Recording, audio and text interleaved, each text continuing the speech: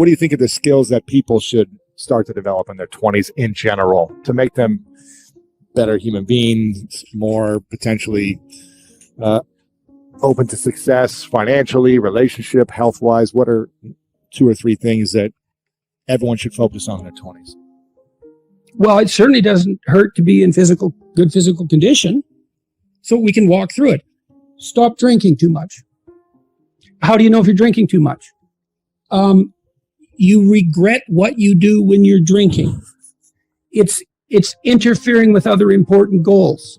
It's causing you financial distress. It's getting you in trouble with your friends or your family. It's getting you in trouble with the police. Okay, so stop abusing substances if you can, right? If you see that they're hurting you. And alcohol is particularly pernicious in that regard. So, physical health. Are you in decent shape? Are you strong and coordinated? And if you're not, well, you'd be better if you were. You'd feel better. You'd be more effective. You'd live longer. You'd be less sick. And you really see that mount up. Like if someone's been in shape once in their life, they age way better. And it's also a really good way of maintaining your cognitive ability. Like, you hear about those exercises that you can do online to make you smarter and keep your cognitive ability intact. Yep. Those don't work. There's no evidence that they work. People keep saying that they make you smarter, they maintain your cognitive function.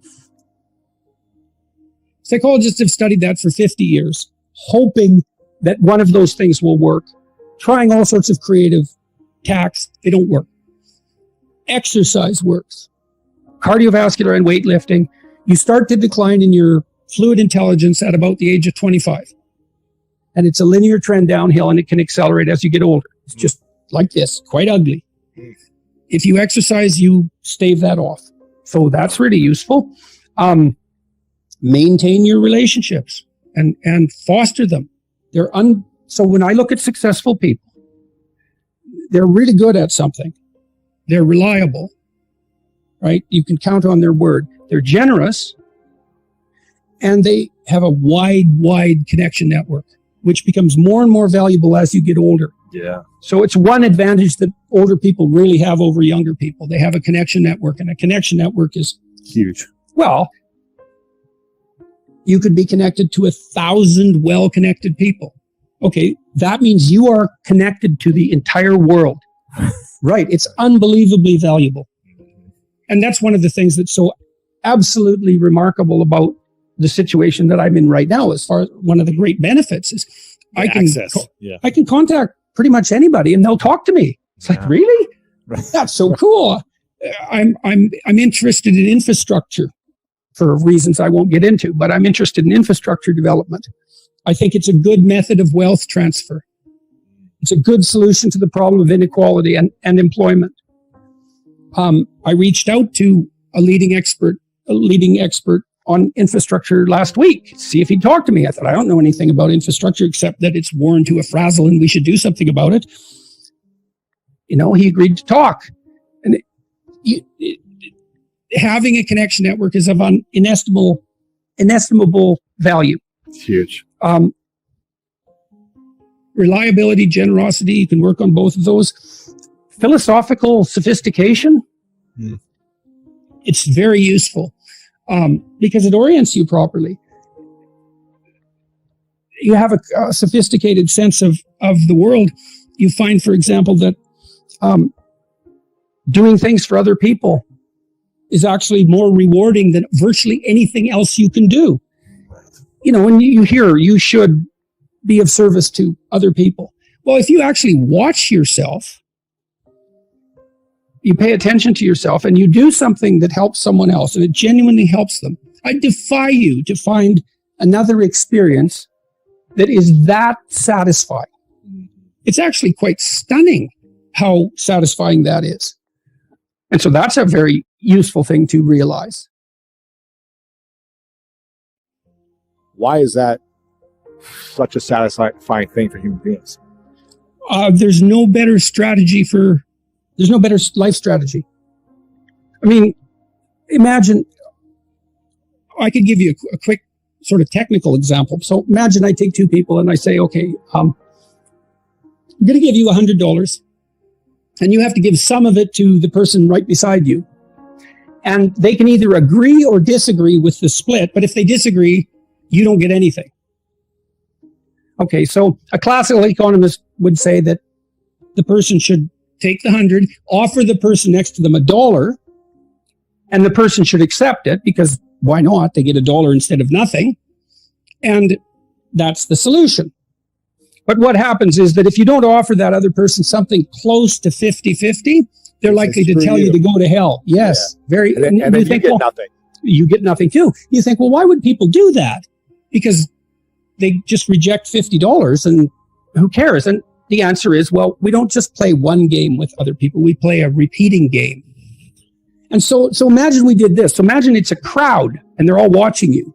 And I offer you $100 and you have to share it with the person next to you. And you say, would you like to take $70? And the person says, well, I'm not sure that's fair to you, but if it's okay, yes. But then everyone else sees that. And now they all have an opportunity to pick who they're going to play with next. Well, you're not going to get picked last, are you? Remember what you told me? You didn't want to get picked last, right? I did not. Okay, so what you did was you turned yourself into an athlete. A machine. Okay. That would always be a perverse. Okay, great. So, but imagine we expand that game. Yes. And we say, you want to be the person that everyone wants to play with. Yep. Well, then all you have in your whole life is invitations to play. Well, how are you going to be that person? Be productive, straightforward, generous. Make everyone else better around you. They're going to want to play with you. Absolutely. So there you go. And then you get to play. Yeah, exactly. Well, how is that not the best possible deal? It's clearly. See, so the reason, if the ethical argument is put properly, it is by far the most compelling argument. It's like if you want to have everything you could possibly want and more, then be a good person. The better a person you are, the more likely that is to happen. That doesn't mean that you're completely protected against getting cut off at the knees. But there's no better strategy. That's it. And you can even think about it selfishly. And I talk about this to some degree in Beyond Order. Let's say that you want to be selfish. You think that's the best possible strategy. Why should I care about others? Okay, let's say you should only act in your own best interest. Well, then it's like, well, what's your best interest? Well, what does interest mean and what does you mean? What's in your best interest? Your best interest. 3 mysteries. What's best, what's interest? Okay. Well, there's you. But you aren't just you right now. You're you, and you tomorrow, and you next week, and you next month, and you in 5 years, and you in 10 years, and you when you're a pensioner. You're a community of selves stretched across time. And so if you were enlightened and selfish, you would act in a manner that would benefit that entire community across time. And I don't think that's any different than acting on the best possible part for other people. I think they're the same problem. So I think as soon as human beings discovered the future, we were no longer singular individuals. We were instantly each a community. And then the community ethic prevails. And the community ethic is, I want to win in a way that makes you win.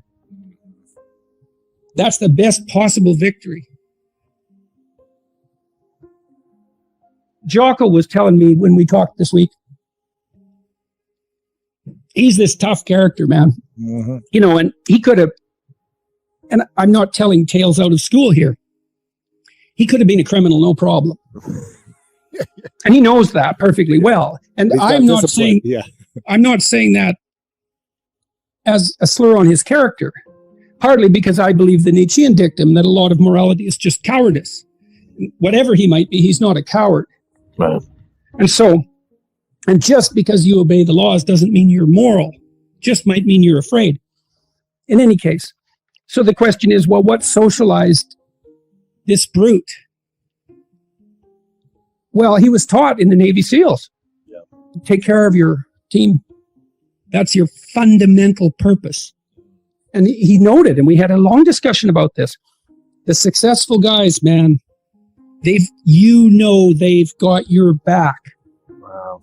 Right. That above all. Yeah. And if you aspire to a leadership position among those brutes, let's say, and you aren't someone they know to have your back, they're not following. You're not going to make it. Yeah. You're not going to make it. And so this is why the discussions of power that are so prevalent in modern culture bother me so much. It's like, you think male hierarchies are predicated on power? You really think that? They are when they've gone rotten. But when they're not rotten, that's not what they're predicated on at all. The capacity to exercise power, that's really important. You need that. It has to be part of you for you to be admirable. It's like you could be a badass son of a bitch. Yes, I see that. And that way I'm somewhat intimidated by you. And that's actually a testament to your moral virtue, that you have enough force and power to be intimidating. But then if you can encapsulate that and take that potential for power and harness it to this broader good, well, that's unstoppable.